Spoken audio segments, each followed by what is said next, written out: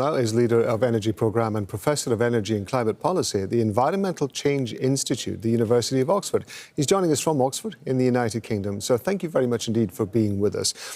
Do you think that the reshaping of the energy supply routes that we're seeing at the moment, that Kulsum Sharif has just been explaining to us, is a temporary response to what we're seeing in the Gulf? Or do you think that these are likely to have longer-term consequences?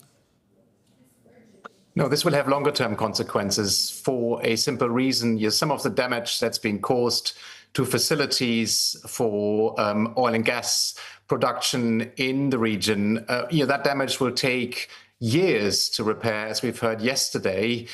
So that will have an impact in the long run, not just for a few weeks. So I would expect that to still be visible even in 2 or 3 years' time.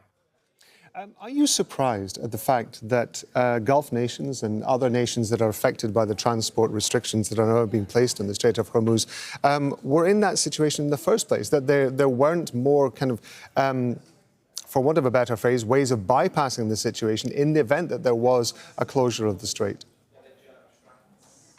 Well, I think it's just a feature of the resources being heavily concentrated in that region, and it's quite difficult to get oil and liquefied natural gas out of it without passing through the strait. And we're just feeling now, I think, the effect this is having on the global economy. It's a major choke point in the region.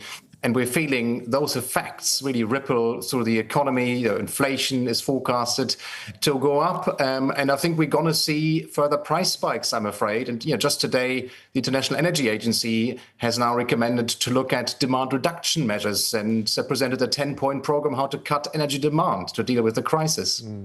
We know in the early days of this that several countries around the world tapped into their strategic oil reserves in order to try to offset the rise in oil prices, particularly. As we know, of course, that's essentially a one-shot deal. You do it once, but it's difficult to re-establish those oil supplies. We know also several European nations, and Japan as well, have sent a joint statement saying they're going to take steps to stabilise energy markets. How do you think they're going to do that?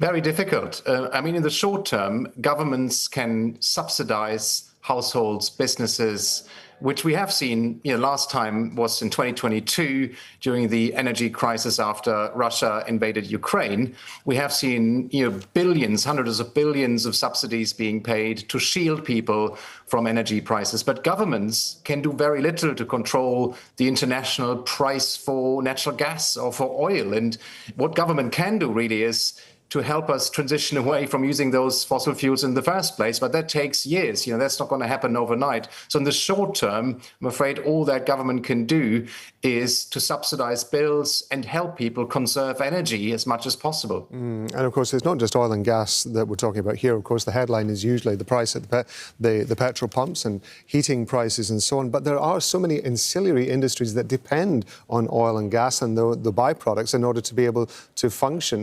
The ripple effects of this are clearly not just restricted to energy supplies, but the impact that's going to have on those ancillary industries as well. Absolutely. You may think just about food production and fertilizer that is made from fossil fuels, or you may think about, chips and how those are being produced. They need byproducts from oil and gas. Pretty much everything we do in our economy is dependent on fossil fuels, and therefore we're seeing these effects so profoundly in pretty much all of the sectors of the economy.